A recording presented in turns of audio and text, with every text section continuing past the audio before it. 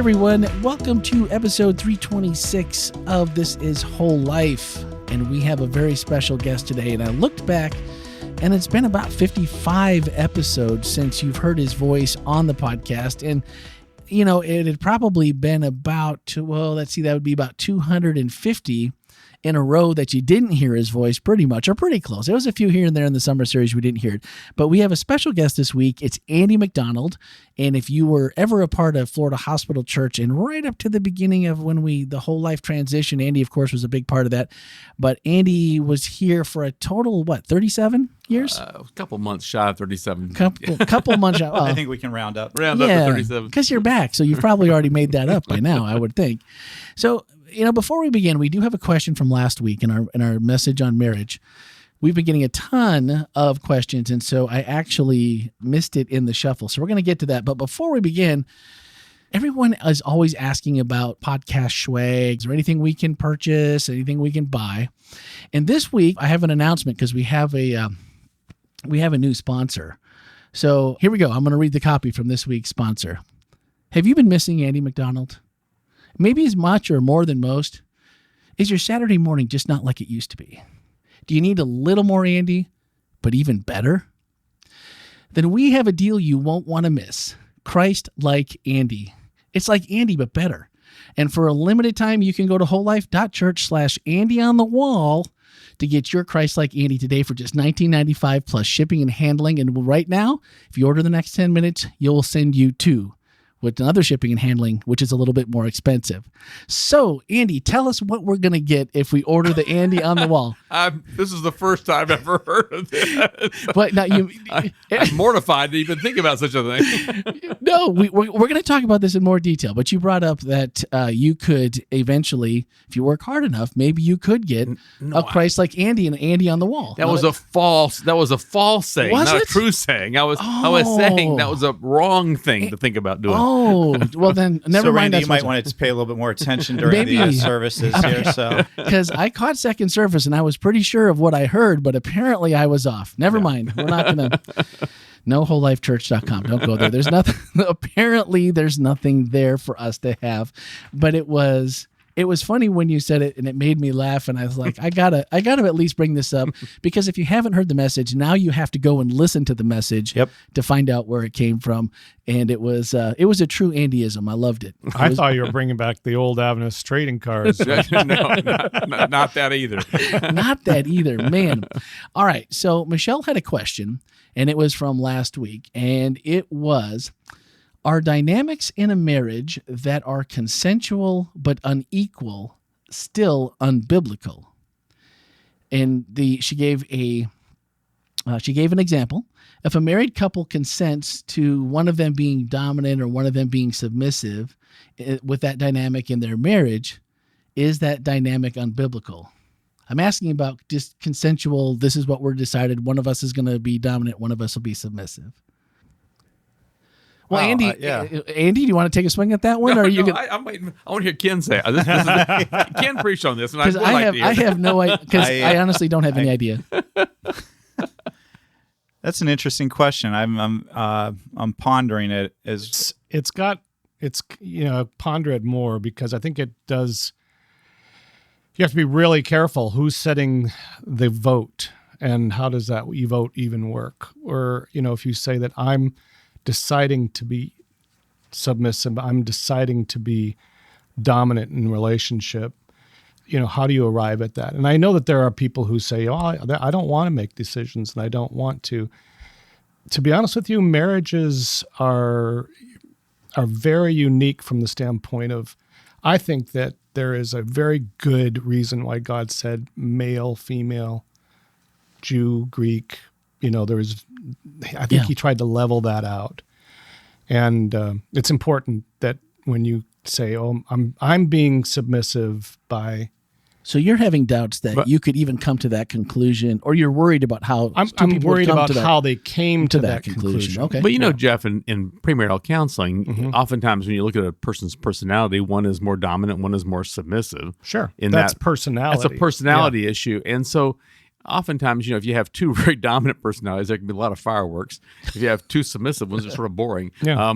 But if you have one of each, it can balance out, and people both find they figure it out. Okayness in their roles. But is it biblical?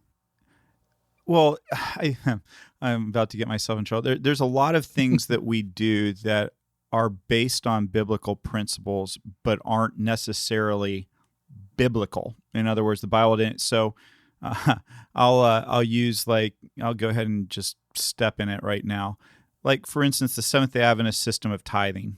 It's based on biblical principles, but if you go to the Bible, you will not see the structure and the way that we do it. And somebody will say, oh, yeah, but it's based on principles. So it's not unbiblical, but you could also do it another way, and it would still be biblically based. It's a great illustration. It's just a different way. And so what I would say is I just kind of want to reiterate a little bit of what Jeff said.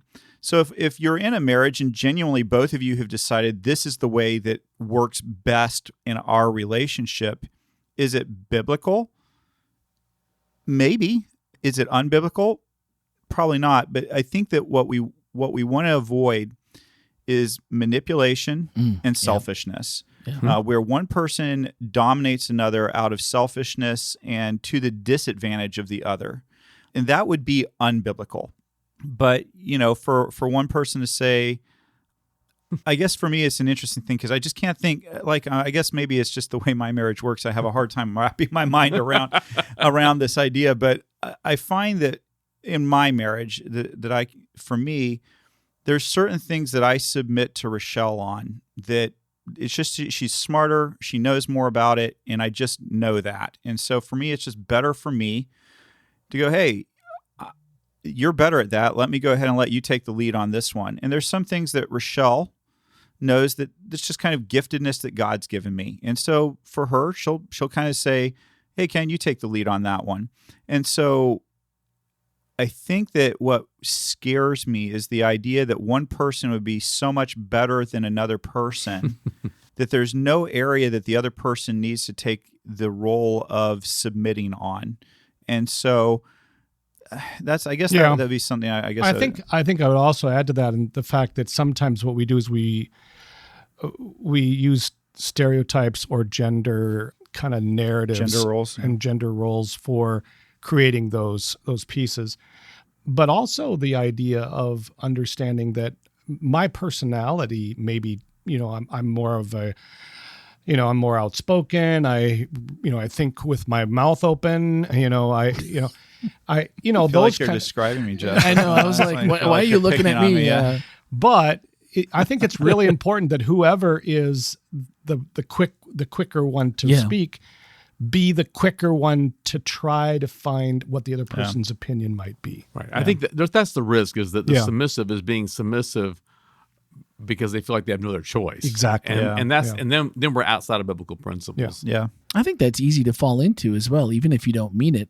Because if you're a kind of an extrovert or that person like me with your mouth open, and your spouse will sometimes just automatically take a back seat and not say something that they wanted to say, or they feel like you're dominating conversation when essentially it doesn't seem that way to you because it feels natural, but it feels unnatural to them. And if that's not a communicated thing, that can fester like a whole bunch of problems because you're not aware and they're not saying, and that could be a really unhealthy dynamic. Yeah.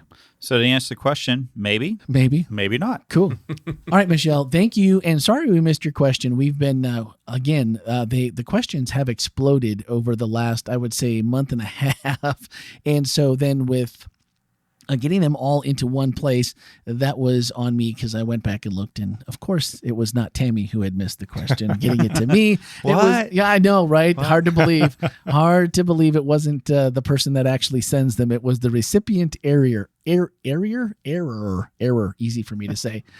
So speaking of dysdynamics, like we just talked about, why is it? I mean, I listened to Andy's message, and you brilliantly went through all the different stages and the things that we always want to do, or the things we think we want to do.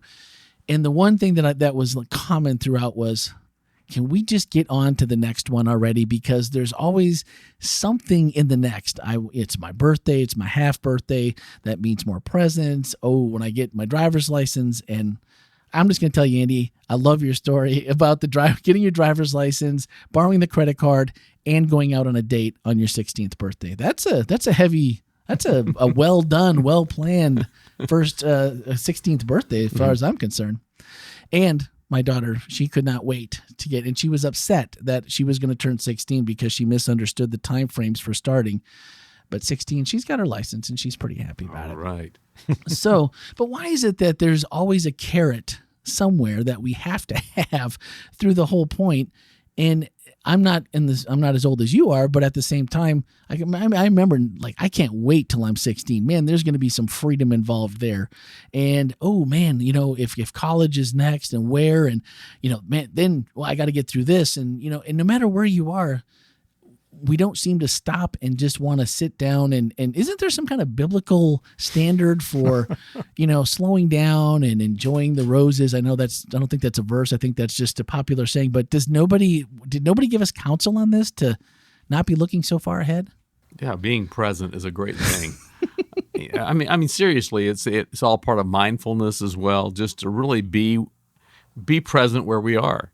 And you think about people who are noted for their worrying. It's usually because they're rushing further on down the pike and imagining things that may never be. But it's to sort of stop and enjoy whatever season we're in and appreciate that moment and stay present.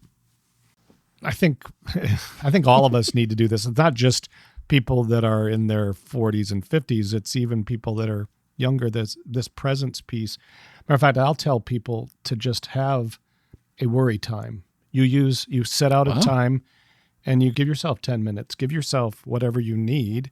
10 minutes? That's not going to get any worrying done, Jeff. Well, I mean, real worrying. They can be their own monitor, but give yourself a minute or so of time to say, this is where I'm going to worry. And do that whole time. That's the time to worry. And then be present after that. Take the time you need to do it, but then stop ruminating, because ruminating just most of the time it spirals, and we usually pile things on. But we tend to not be present even when we're present is our problem. Right. Because we tend to try to multitask. We eat our meal and watch TV at the same time. We try to do two things, or talk on the phone, work on Facebook. I mean, there's a lot to be said for just doing one thing at a time. I've been trying this week, because I'm notorious for trying to get a lot done, but I've been trying to just eat my meal and just eat my meal and not be reading mail or a book or watching a video or whatever. Is that helping your short-term memory any? What? Just Who are you?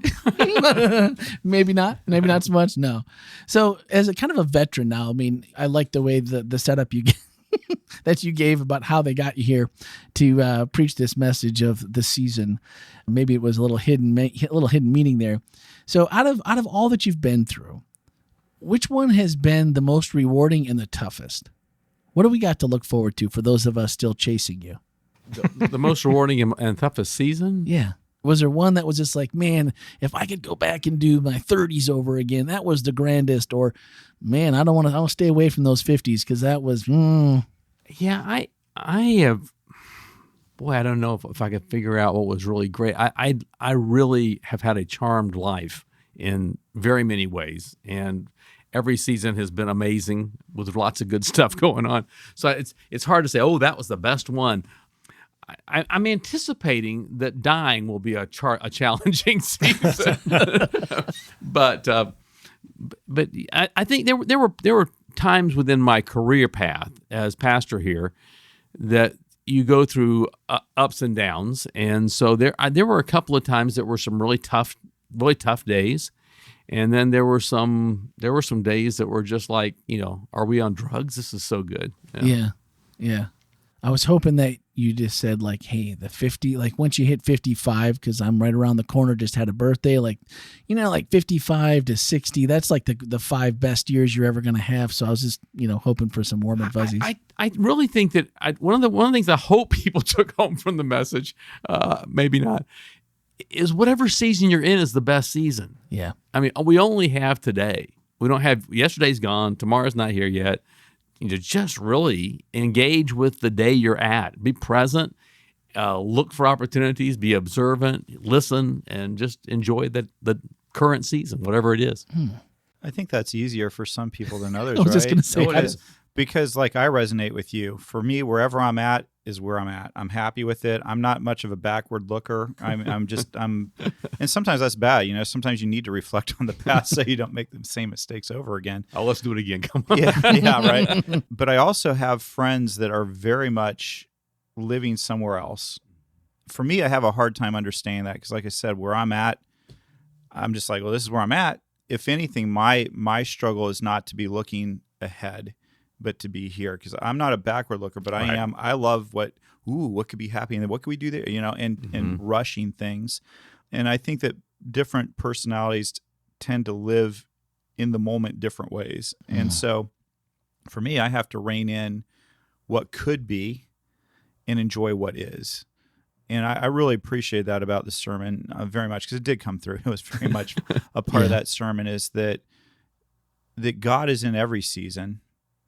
Doesn't love you more, doesn't love you less. You're not more saved or less saved. It's about being with God wherever you're at. It's kind of, what's that old country song? You're going to miss this or miss that. You're going to miss that. There's a country song I think that's every country song, isn't it? Yeah, probably. But this one, I think it's maybe Randy Travis or somebody like that does it. And he talks about, he starts off, he's got a daughter who can't wait to drive, I think, and then can't wait to get married, and then can't wait for the kids to be out of diapers, and each time the dad says you're going to miss this, there's just this blessing in every stage of life that's easy to get lost, and it's easy also, I think, to freak out that you're not going to make it past this stage. My kids, what or my marriage, what's going to happen? And we're in reality, a lot of times, if we just relax, it actually is a lot better. I even think that stage of, the reason I wasn't here this Saturday for church service was because I was at Conference for Mission that Advent Health puts on once a year, and it was really good. And there was a panel of people that was speaking, and one of the speakers talked about how her brother was diagnosed with pancreatic cancer. He died in 3 months. And towards the end of that 3 months, he was talking to her, and he said it was the best 3 months of his life. Wow. He said it was because he stopped everything, and as she said, everybody made the pilgrimage to see him, and he didn't do things he didn't want to do. He just focused on the people he loved, spent time with them, and at the end told her it was the best 3 months of his life. And so I think even in that season where death can come along, and I easy for me to say at this point, but I think even there you can find beauty in that moment and meaning and Jesus in all of that. And so Andy, I really thought it was just such a good sermon, just a good reminder for all of us that it's not about rushing through. It's about soaking in, appreciating where you're at, and appreciating God where you're at. Yeah, I think it's okay though, Ken, for people like you and me who want to look forward a lot, to recognize that we can be present, and with our family, present with our people around us, and at the same time, in that presence, be contemplating what the future might be. Yeah, thank you. I appreciate that, because I agree with that. You won't get any arguing out of me.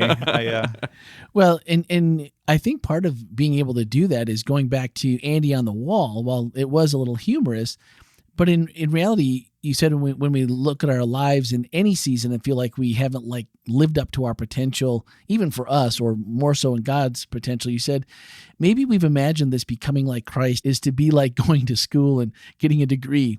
You attend classes, you work, and at some point you graduate, the degree is granted, and you got a diploma to hang on your wall. I mean, we've all felt this way, and honestly, I feel like that's a pretty heavy bag to drag around with you if you're constantly waiting for somehow you're done with this part because now I'm all grown up. I'm up on Jesus to the top. I understand it all. So have you received your certificate yet? Because you're ahead of us, and you haven't, right? No. and I think that it's again back about living in the present as all part of that. But I think recognizing that there is no arrival point.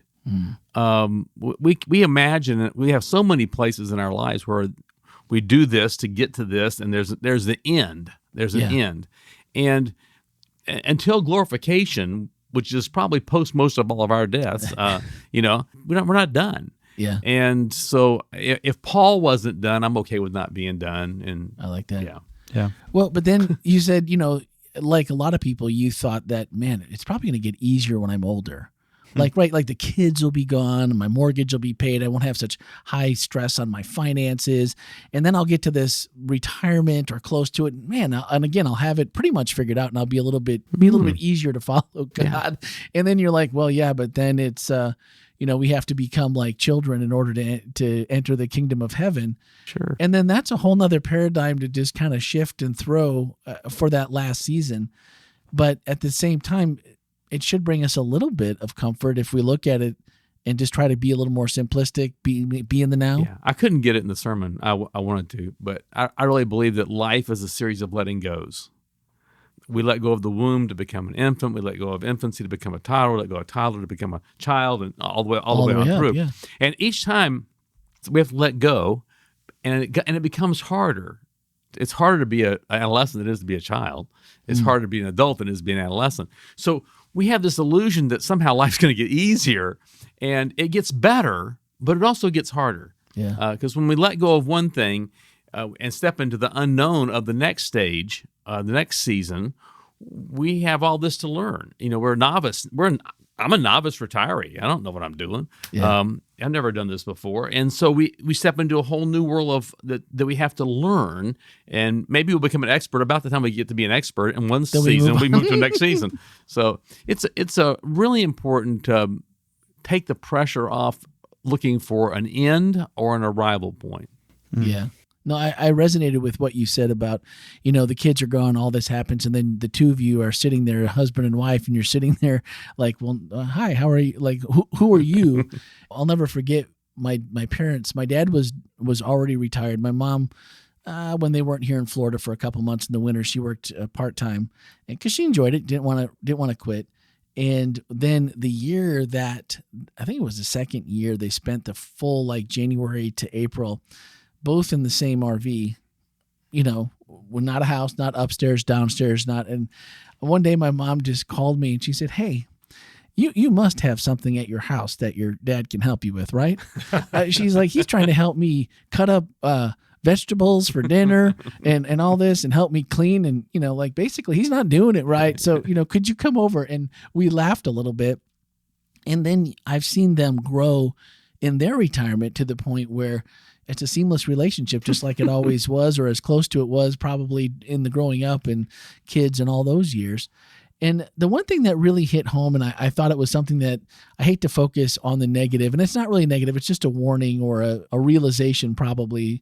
In Christ Object Lessons by Ellen White, you had a quote from her saying, "There's nothing so offensive to God or so dangerous to the human soul as pride and self-sufficiency." Oh boy. Of all sins, it is the most hopeless and the most incurable. That's a pretty damning assessment of us relying on ourselves for things. I was invited to a book club that meets on Tuesday at noon. I just had it today. And eclectic group of people. Just one person was part of this church, but it's from all over. Anyway, but it's really interesting. These Christian men struggling. I'd say struggling to be okay with God saving them. These are very accomplished. Most of them are attorneys. They've had good careers. They're early retirees or on the edge of retirement, and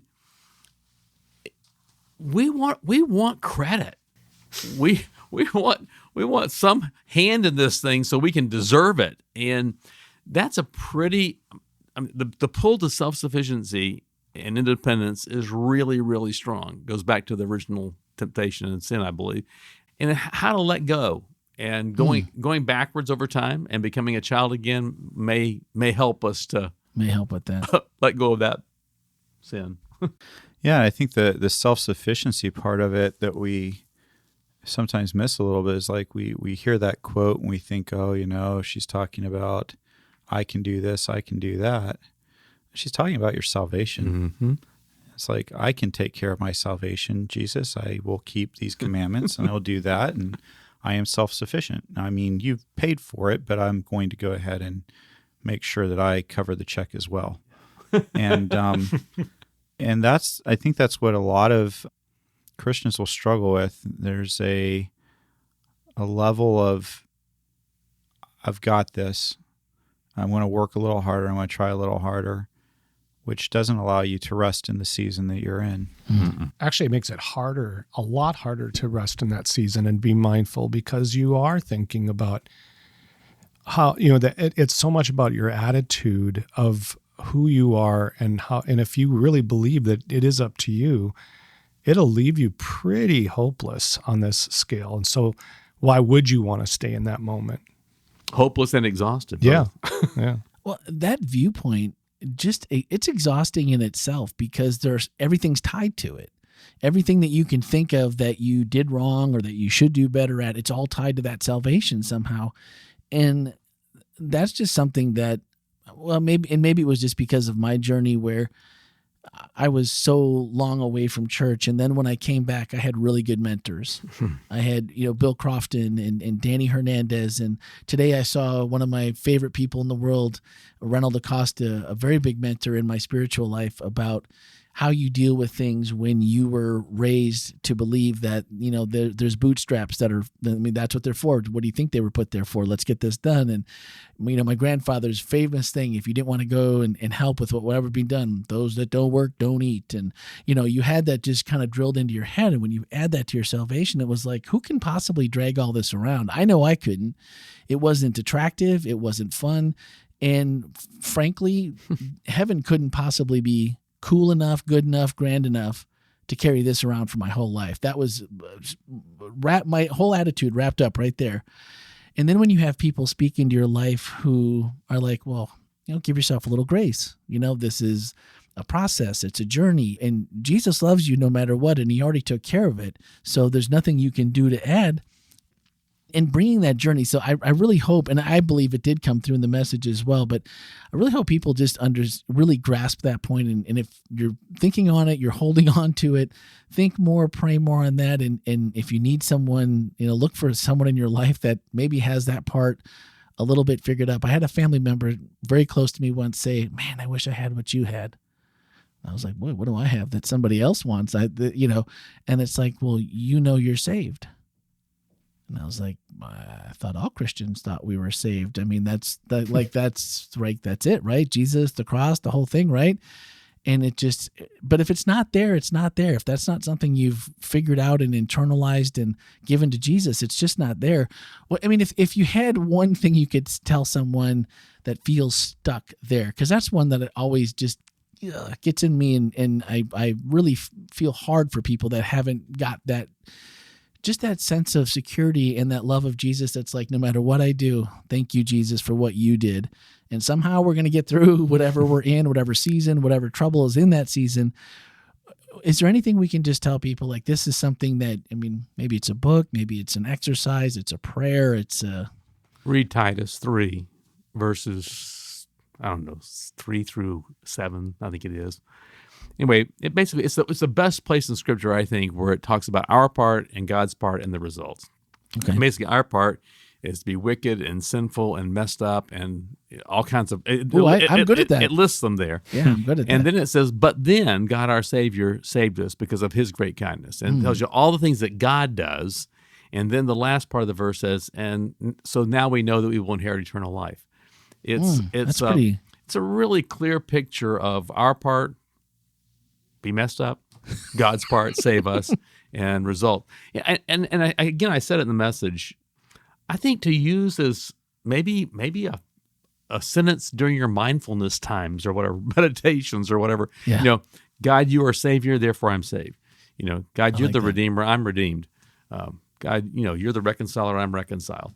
Good things to remember. Maybe take those verses from Titus. Maybe that's a bathroom mirror or, car dash or wherever you're spending the majority of your time. A good reminder there. And when I just baptized the Caroline and Will Vargas, I actually framed that. Did you? With our part, God's part, and results kind of thing Ooh. for each of them. All right. Maybe I'm going to put that up in here. It never hurts to have a reminder, right? All right. Well, that'll wrap up our message portion. So let's get on to the questions. We only have a few good this grief! week. I thought we were done. What he thought? Oh no, Things have changed here, Andy, since you've been It back. used to be 15 minutes long. And we're about 15 minutes in. It just seems longer, Andy. As Randy checks clock and knows he's lying. Sorry. Anyway. All right, first question came from Anonymous. Oh, this was just a comment. Well, let's do the comment first.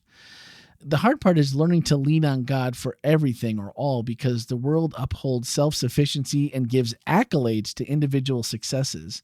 We're all human and sinners, and we need his grace. How come we don't give accolades for those that just are like, hey, I'm sufficient.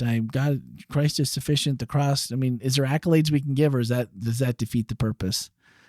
We could offset those maybe. Given those accolades could be a little scary. I think that's probably the problem, right? The more we do that. I think the accolades are already there. Well done. I think that was a word. There you go. All right, there you go. All right. So we have two questions from Jahimi. The first one is, what is your Christ-like defense against being so irritated so easily? Because we got places to go, we've got seasons to get through, we got problems and hills and valleys. What's like your best Christ-like defense against getting irritated? I mean, I'm asking because I'm like Jahimi. I'd like to know because I get irritated on occasion, or more often than occasion. Gratitude. Yep. That's a good one. Yeah. Gratitude. Yeah. I think the other part of it is just is trying to train yourself to slow down. just to not feel like it has to be, because that's when I don't know how that works for Jahemi, but for me, my irritation level goes up usually because I feel like somebody's getting in the way of something that I need to be doing now. Sure, our agendas get blocked, and that's where anger comes from. Yeah. And so for me, it's a little bit of that chill, bro. Chill, bro. Yeah. I love the just taking a deep breath and thinking about why. What some self-reflection about why is this irritating me, and some self-compassion about that as well. Yeah, that's good. I've been saying chill, bro, in my head. I'm not kidding you. Since You're welcome. last week. That's no, an earbug right there. No, it's right there. Really quickly though. Yeah.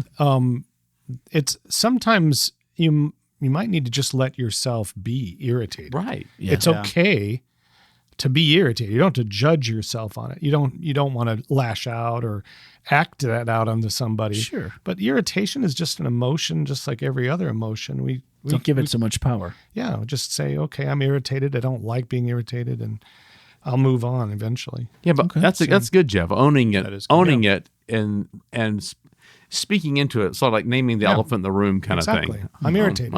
That's what's irritated. wrong. I'm irritated. Yeah. All right. Final question is also from Jahimi. There is so much bullying happening in our world. Is there wisdom that can be gained from being bullied? I know this was Christ's experience as well, being bullied. So what I'd like to jump on that one. Yeah. My son was pretty severely bullied at one point in his life. And we didn't really recognize it at the time. We were thought, pull yourself up by your bootstraps, go ahead and, life can be hard. Just go ahead and, and we didn't really take it as seriously as I wish we would have. I didn't take it as seriously as I wish Rochelle did a good job taking it seriously. And I was like, he's got to be a man. He's got to learn. And I really regret that now. But Rochelle and I were just talking about this just a day or two ago. Everything that Eric went through made him a stronger person. If I had to do over, I wouldn't let him go through it the way I did before. On the other side of things, my son is a very strong person who's learned some very important lessons about life through that experience. And this is where I would say the things that don't break you do make you stronger, but we we have to be careful when we say that, because there are things that will break people, and it's not right to push people to that point and say, well, if you can't handle it, that's on you somehow, or this is going to make you a stronger person. But in a world full of bullies, I think one of the things that we can learn to do is how to have compassion. And that's what I see coming out of Eric. Eric has a strong sense of taking care of others, that I was ridiculously proud of him in the last week, because there were some kids that came into his room and were making some comments about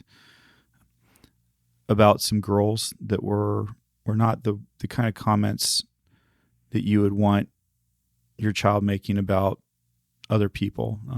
Very sexualized type of comments.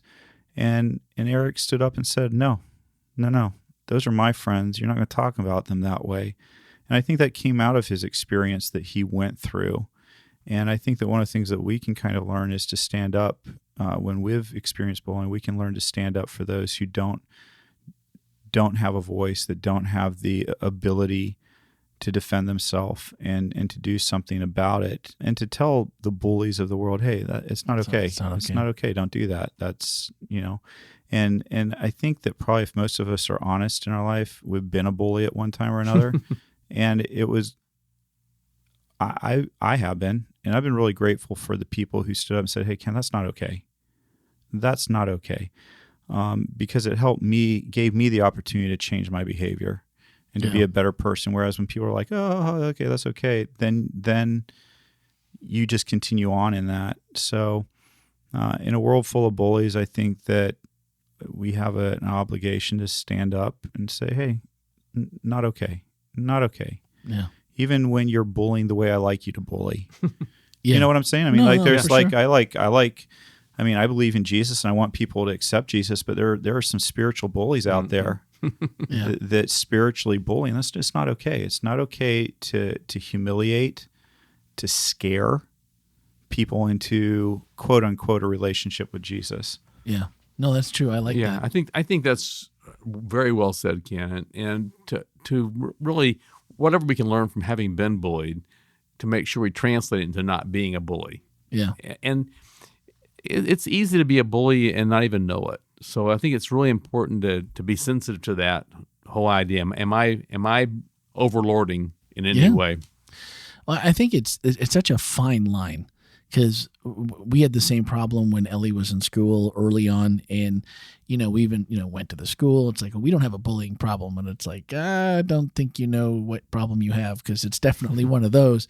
But we eventually just said, this is we can't work anything out. It's not. She needs to be away from it. But the bullying, like I think Ken, like what you mentioned, it's the fine line of when did you learn that bullies were bad, and did you have support for them, like from your parents, to say, it doesn't matter what they say, even though we know it hurts, and we talk it all through. And now, if anyone is a bully around Ellie, she will just be just like Eric. She'll be like, that's not okay. Or if you're leaving somebody out, and partially that's due to her sister too, because she gets bullied. But that's not okay here. If you want to play here, you have to play. Either everyone gets around, or we're not doing that.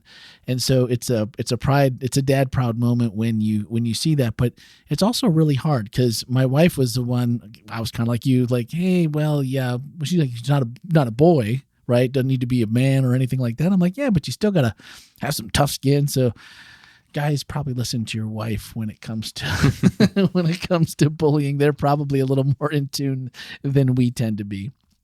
All right, that ends the questions. Thanks, Jahimi. And from Anonymous, we appreciate all the questions that get sent in. And this week, Andy always had a ton of whole life reflections, and I appreciated one a lot this week. It said, if Christ has to save us in spite of ourselves, how might we learn to lean in on him and find rest in our souls? And I thought, if you came out of anything this week and you seriously sought Jesus out in this answer and said, Lord, how can I lean into you and how can I do this?